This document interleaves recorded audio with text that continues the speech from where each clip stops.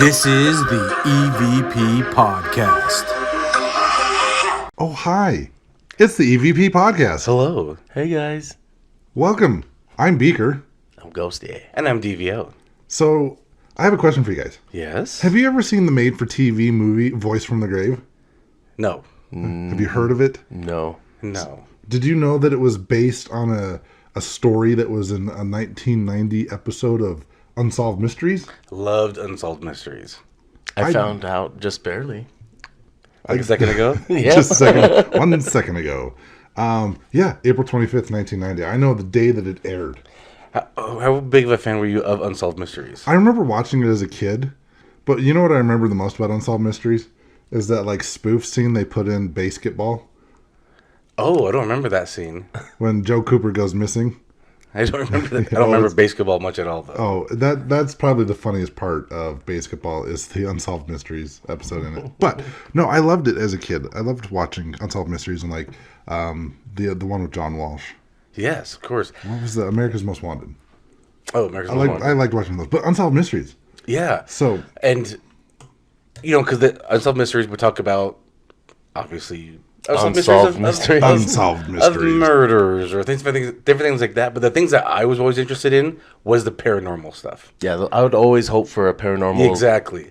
That's how we know we're true paranormal investigators. Yes. We grew up watching paranormal stories. Exactly. But that was the part that got me the most excited about it. I was watching Unsolved Mysteries hoping for paranormal stories more than anything.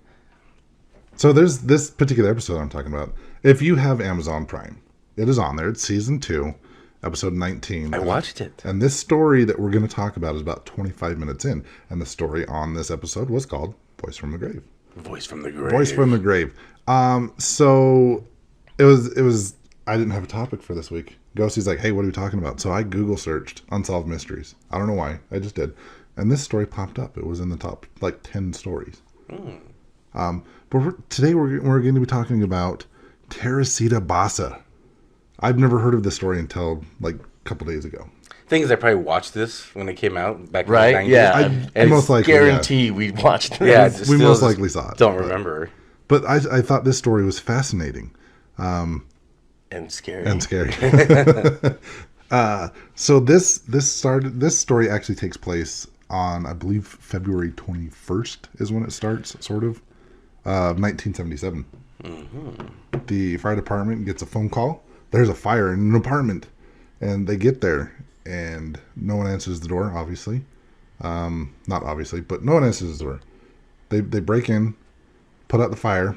The fire is a mattress that's in the middle of the living room. That's normal. Yeah. You know, that's what we do. We just light mattresses on fire in the living room. So they put the fire out. Start investigating. Lift up the mattress. Hey, there's a dead body. Hey, want to see a dead body? Want to see a dead body? Stand by me. Yeah, so there's Teresita.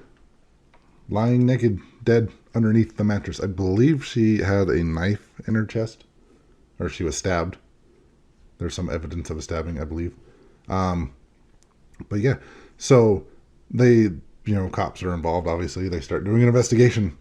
But the crime scene, because of the fire and soot and smoke, is ruined, like fingerprints and things like that. Yeah. So, I mean, they were able to determine... Oh, her clothes were laying on the floor, like, next to her. Next to the mattress. They were able to determine that there was some items missing, I believe. And they found a note on, like, the coffee table. And also, maybe go ahead. Go ahead. They found a note on the coffee table that just said, get theater tickets for AS. Initials AS. Yep. What were you going to say?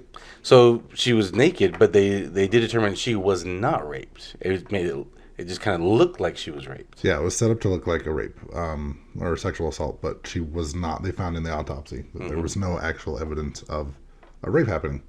So a little bit about Teresita. She was born in the Philippines. I'm very familiar with that country. Are you? I've heard of it. It's almost like, people that are from there. Maybe.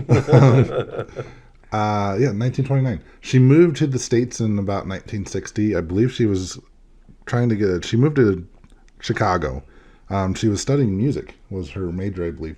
But at the time, she was working as a respiratory therapist at Edgewater Hospital there in Chicago. She worked in the medical facility. Shocking. Filipinos working in medical facilities. Who would have thunk?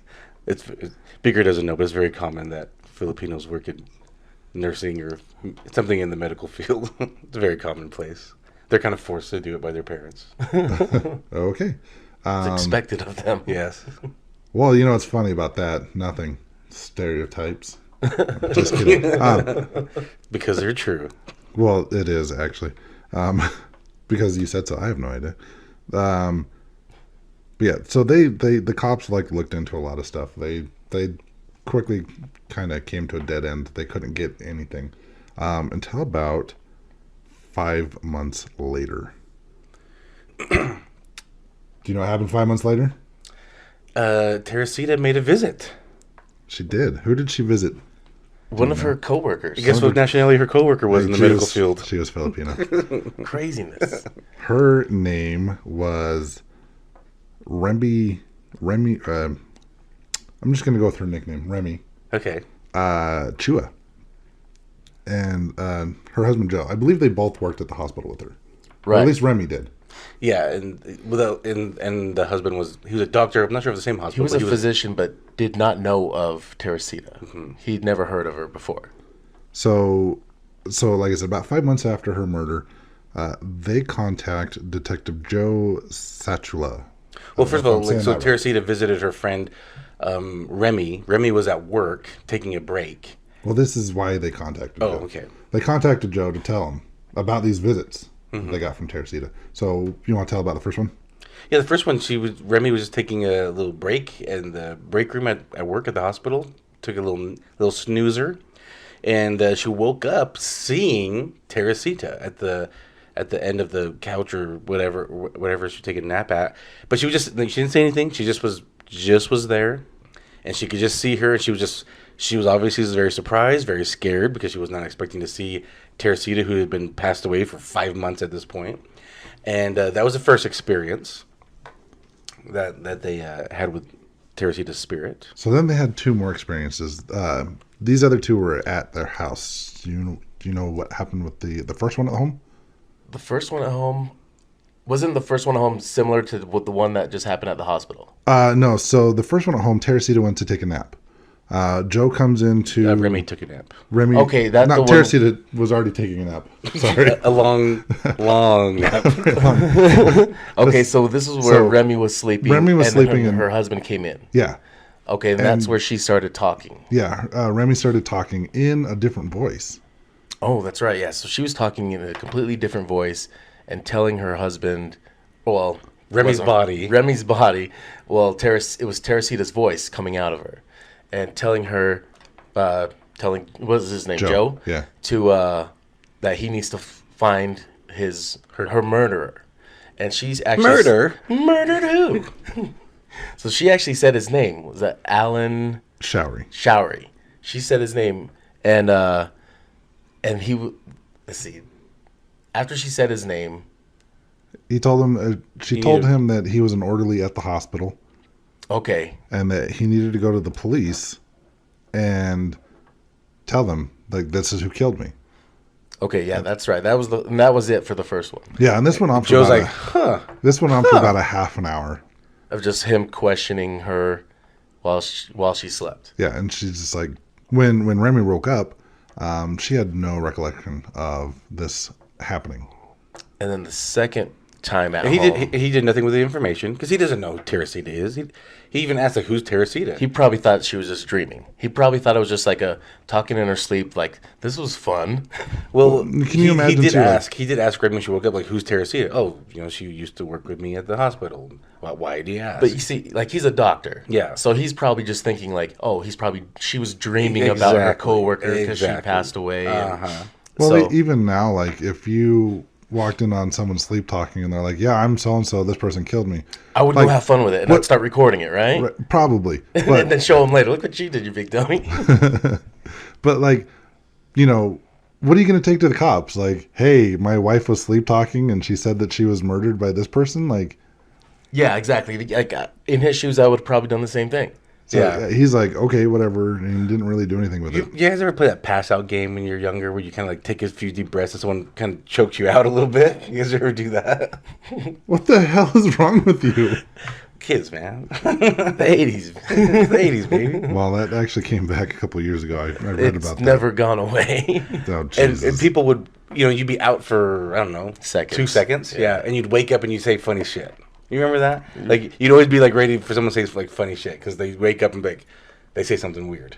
Yeah, because You they just remember that? passed out and they're dreaming. Right. So that's probably what he's thinking. In fact, my baby this morning, she woke up and she looked around and said, "Horsey." I'm like, "What about the horsey?" So it goes round and round. She's thinking about a merry-go-round. So we went on a few merry-go-rounds during the 4th of July holiday. So I'm thinking she probably just had a dream about that. And she woke up thinking, I'm just going to start talking about the merry-go-round horsey going round and round. Right? It's just like you say weird stuff while you're sleeping or like mid waking up. This is true because I was at someone's house and they had fallen asleep. And they were still asleep, but they looked up at me and they started giggling and they're like, "The ants don't go in your nose, silly." Right. So, no, I totally get that. So this is probably what Joe's thinking. Like Remy's like, all right, she's dream talking, right? Sleep Right. talking. Right, exactly.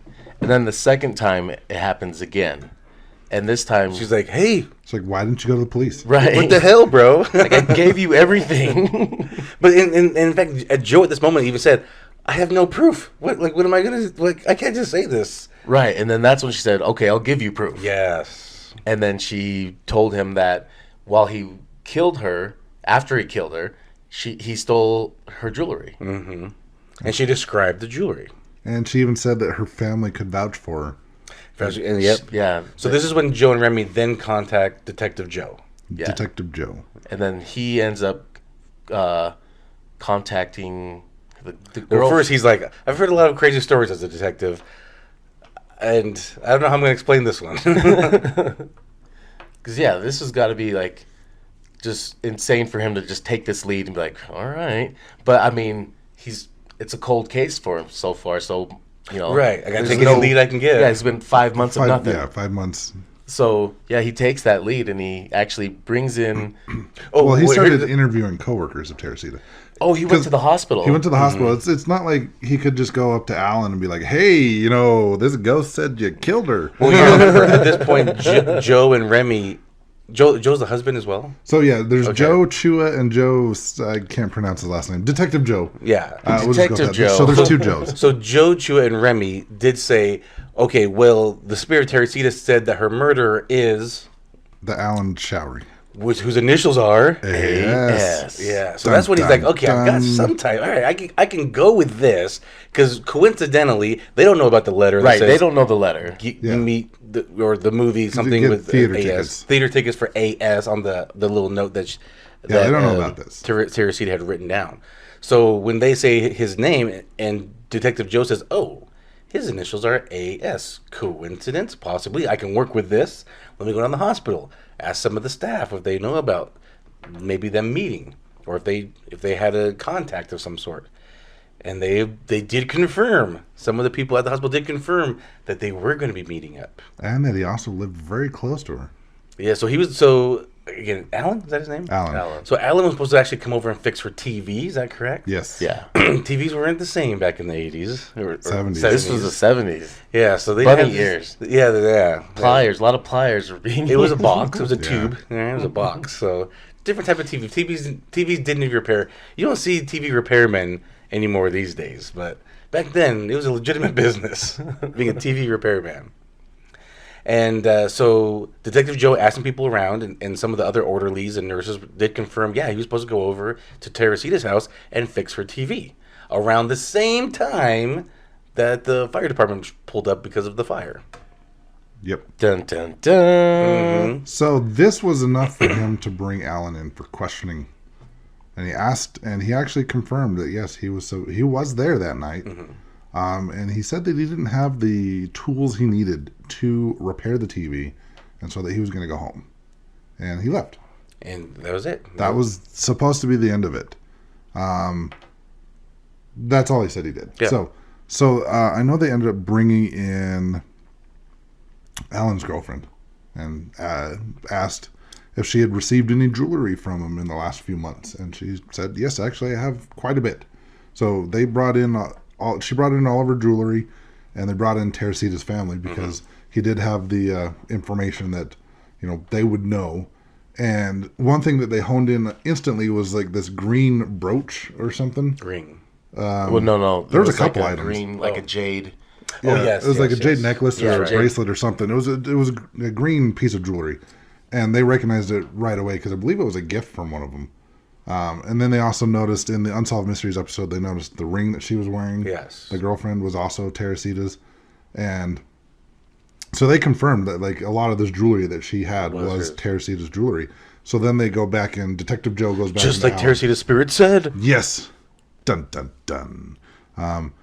He goes back into Alan. He's like, "Hey, your girlfriend's got Teresita's jewelry." So What the hell, Alan? right? And so that's when he gives like a full confession. Yes. He did, after he left, he decided he was going to go back and rob her. And when he got there, like she lets him back in, she's like thinking, oh, maybe he's back. He's got the tools to fix the TV. So as she lets him in the house and she turns to shut and lock the door, and as soon as the door is locked, he grabs her from behind and gets her in a chokehold. The choking game. They're playing the choking game. Oh, yeah. You say funny shit when you pass out. But Hear what you got to say. But he went a little too far with the choking game and stabbed her in the chest. I hate when that happens, right? It would happen occasionally, yeah. A little it's just too like- long of a choke and a stabby. A little stabby stab. Little stabby stab. It's like, oh, I choked her out. He's like, oh, I'm Too Mr. much. I'm Stabby McStabby face. So then he decides to take her clothes off and then put the mattress on top of her To make it look like to a make rape. it look like a rape. To try to, obviously it worked for 5 months, to throw the cops off. Mm-hmm. And sets the mattress on fire and leaves. First of all, okay, you're going to kill one person. The potential of killing many more by lighting this fire inside of an apartment. Yeah, in an apartment building. It wasn't a house, So that was stupid. You just killed someone, and now you just risk killing so many more by lighting an apartment on fire. Yeah, I think the neighbors like smelled the smoke. They tried to knock on Teresita's door. There was no answer. I heard that the neighbors called the janitor of the building first, and the janitor's like, no, we call the fire department for a fire. Yeah, there's smoke right? coming underneath the door, so So, good indicator.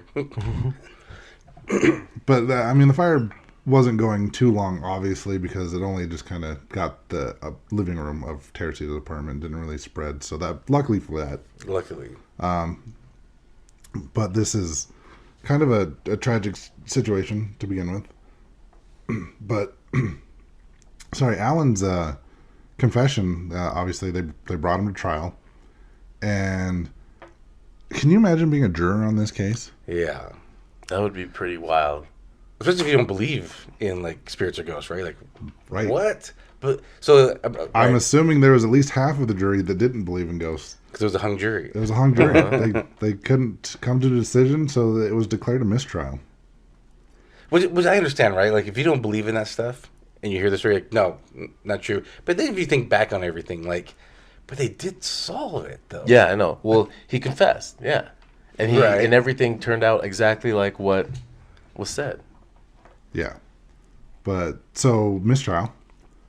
And, again, like, he pled not guilty, obviously, when he went to the trial. Even though he confessed. Even though he confessed. And then, jury's hung. They can't come to a decision.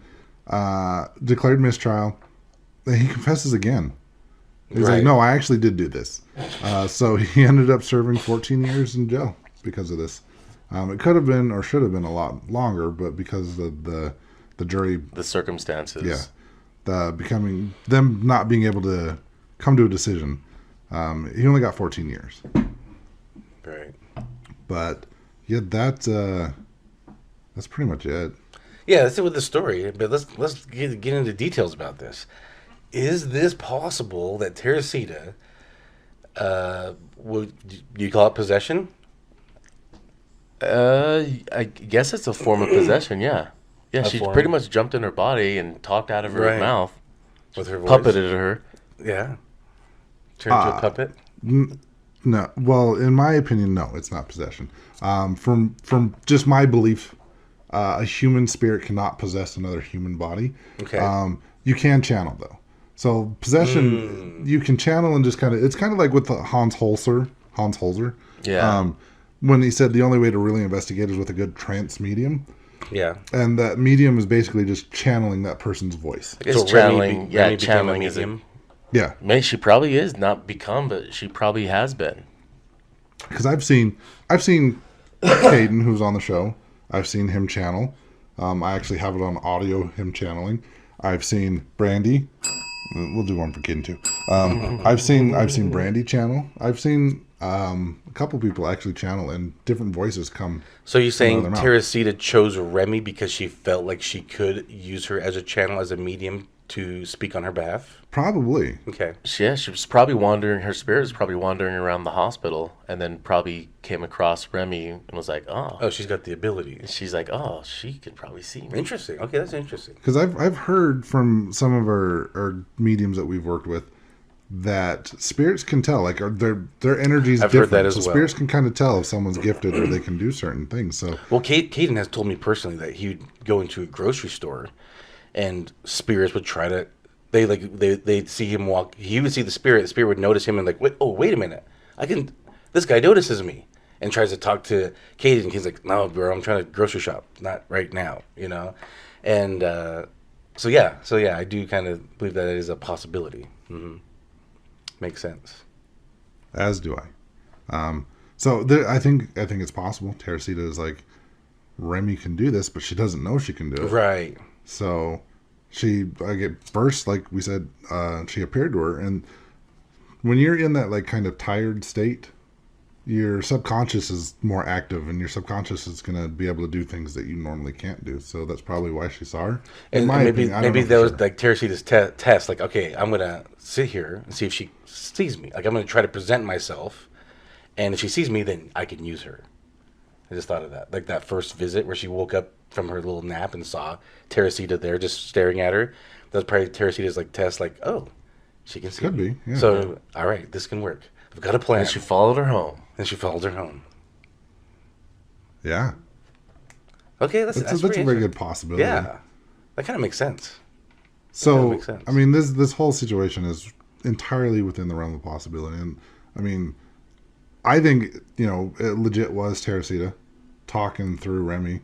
And I think it's cool. With evidence that's lined up at this point, right. I mean, it has to be. I definitely think it was. I mean, everything she said all came to light. Or Remy and Joe were participating. They just want to throw Alan under the bus. They just rolled his ass under. It's like, listen, we can't put all the blame on Alan on this. See, and if that was the case, you think Alan would be like, oh, yeah, they were there too. Yeah, you're right. Exactly. Nah, I did this by myself. Because he did confess. Unless he was like, felt guilty about it, and he's like, no, these are good people. They help people. Now imagine being Alan's girlfriend and being like, what the hell? This guy just gave me all this girl's jewelry that he just killed. What the hell? Yeah, in the episode of Unsolved Mystery, she seemed very like rolling her eyes and like, what am I doing here? It's such a waste of my time. And then, yeah.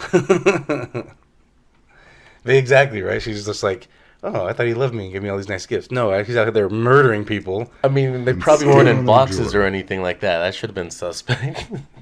Right, just, here, look, I just got loose jewelry. Probably wasn't clean yet. Here's a jade necklace, even though you probably never wear jade. She's like, oh, lovely. That's why it's in a box at home. Yep. That's it. Yeah, it's an interesting story. Like, I found this is a very interesting story. That Teresita could just use a channel like Remy and catch her murderer. Yeah. I like it. I do too. Because she's probably like, what the hell? Like, I thought this guy was going to be nice and help me out with my TV. I wonder if this was like the first time that detectives had a medium or a transmedium or spirits being used to help solve anything. Well, at this time for Detective Joe, it was a first. It was the first. Yeah, but I just mean all around. I don't know. We'd have to look into it. Because I know later on they have. I know that became more, still not common, but it's practiced here and there. What's funny is I actually I think it was the day before I chose the topic.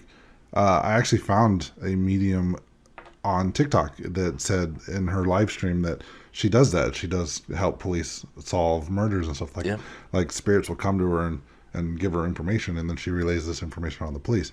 I haven't looked into the legitimacy of this, but this is one of the things she can do and that she does. But I wonder if this kind of opened the door, because things like that have probably been happening for a while, where spirits have been trying to solve their own murders, you know? Oh, I'm sure. Well, you got to think, this is in the 70s where, I mean, the internet's obviously not around. So it's not in your mainstream, like, pop culture type thing. This is like, you know, the Exorcist era. We're talking to spirits are bad. Because you got Amityville, you got Exorcist, you got the Enfield case. You got all of this negative media about talking to spirits. So it probably wasn't like a widespread thing back then. Right. But it's possible that this case, like if it was the first of its kind, it is possible that this opened the door for other people. We hear spirits that still are around because they have unfinished business. Some of that business might be like, I need to find my murderer and bring them to justice. Yeah, exactly. I'll tell you who wasn't a real one. Sylvia Browne. Right? If you remember her from Montel Williams shows. No. You don't remember her? Is she the one like the news team? Like, I don't know if this is the same lady or not, but there was a news team that they actually kind of baited and trapped a psychic medium, quote unquote. No. I know which one you're talking about. I've seen like them disprove people, where they actually showed her a picture of one of the anchors, field reporters, as a child, and she's like, "Oh yeah, she's dead." Yeah. And then they brought her out, and she's like, "Nope, I'm very much alive." No, she's like, "No, this is a picture of me when I'm younger." And the psychic goes, I've seen this. Are you sure? Are you sure? Yeah, I'm sure this is my picture as me as a child. Yeah, weird, because I'm getting vibes of you're dead. I've seen her. Brown. This, she looks very familiar. Yeah, so she was on Montel Williams a lot, and she would do also. I think she might work with police to try to get leads, which is fine. I think police would use psychics more for leads, but they couldn't use their word as to solve a case. They couldn't use their word like, okay, this person says they're psychic, but they can use their psychic abilities to help catch leads that would help them get to where they needed to get to solve it. But Sylvia Browne was on Montel Williams, and she was always on there. And I thought she was interesting. She'd have the crowd would kind of speak up like, hey, yeah, do you see anybody near me? Because I had someone pass away. And she's like, oh, your brother, your sister, whatever. Right? It was like, whatever. I could see that. But there was situations where later, all right, first of all, I'll tell you how I knew she was fake. Then I'll tell you later what happened. A lady gets up on, or not stage, but she's in the crowd, right? And she's talking, and she's telling kind of like something happened to a family member. And the lady kind of tells a story a little bit, and Montel says, okay, we're going to cut to a break. And there's a camera on Montel saying we're going to cut to a break. Then the camera's zooming out, so you can start seeing like the production crew and then the crowd. But as they're zooming out, there's a teleprompter, and on the teleprompter it says, I see something where it's drowning. I see the word drowning. And they cut to break, and I'm thinking, I saw that. And I said, if this bitch starts saying that this person's relative drowned, I'm going to know she's fake. And sure enough, they cut back to the show after the commercial break, and Sylvia's saying they drowned. I'm like, this is fake. This lady is a fake. They probably interviewed this other lady in the crowd earlier or something like that. That's what I'm thinking, right? Like, hey, do you have any things? What happened? Tell us what happened. That way we can cross-reference it with Sylvia. But they really just probably fed Sylvia the answer. Right. Most likely. Well, later, there were certain situations where Sylvia had told people, oh, yeah, this person died from a drowning or whatever. And then they actually found the person's body, and they were strangled or they were shot or something like that. It was like way off. And that's how she was discredited. But there's a lot of fakes out there. It's hard to tell which ones are really... She would try to do a lot of predictions, too. Yeah. And none of them would ever happen. Well, that's what I'm saying. She said this person died of a drowning. Then predictions, though. The predictions, the future stuff was way off. That's why I like people like James Randi. I had to look up his name because I couldn't remember it. Have you heard of this guy? Probably. Sounds familiar. I'm going to look at... Does he have like a weird teeth or something? I don't know. I mean that picture is... James Randi? James Randi. Oh, no. I think this is the guy I'm thinking of. He's a doctor or something like that. This guy was a stage magician. Oh, he might have been. Never mind. There might be two guys I'm thinking of here, but there were guys that like he offered cash like $1,000, and this he was big during the 70s. He offered a 80s. lot of money. He offered a lot of It was money. $1 million. I thought it was $1 million. Was it $1 million? So, yeah, $1 if they could prove that their powers were real. Beaker, sorry, we're taking your story. Go. No, it's fine. No, it's exactly like what you said. This guy he offered like $1 million. He would bring people on to different like talk shows and stuff, and Just prove to me that you can do what you can do. And he never paid anyone. No one proved it. And I've seen a lot of videos, and it was funny because like I remember one where he had like 7 doors, like with question marks on it, and there was people behind the doors, and I can't remember exactly what the test was, but it was funny because I was able to actually pick out the person they were looking for, and the people that were there performing or trying to like prove that they had these psychic abilities, they couldn't find the right person. And I saw one where I think mine was just like dumb luck. I just happened to accidentally pick the right one. I saw one where they said that they could flip pages of a book. That guy. And so James Ray said, "Okay, do it. Here we go. Here's a book. Open stage, right? Go for it." And he couldn't do it. He's like, he did it, and then they proved that it was just using like he was creating. He was blowing. He was. Oh yeah. Yeah. So then they were trying to control the situation. Okay, well, let's cut this off and this off and this off. Now do it. And then he couldn't do it. Yeah. And he said, "Well, see, the lights or the magnetism and the earth and then." It's like, shut the hell up. Sounds like we've all watched the same videos. Yeah. Have you seen these videos where people, it's like these kung fu or their martial arts training? Oh my God. And how they can like use their chi and just blast people. Yeah. And so their students are running at them, and the master just kind of waves his hands, and they just fall. They just crumble to the floor. His chi is so powerful. And he'll just touch them on the shoulder, and they collapse. They pass out. Yeah. Have you seen these, Beaker? I've heard of it. I don't. You've never seen those videos? I might have. Oh my God! It sounds very familiar. You have to watch the videos. They are. But ridiculous. I mean, it's obviously that the student's just falling when he moves his hands. There's no. Well, and I don't think it's pre-planned. I just think these students are in their head. They just put this master on a pedestal so high.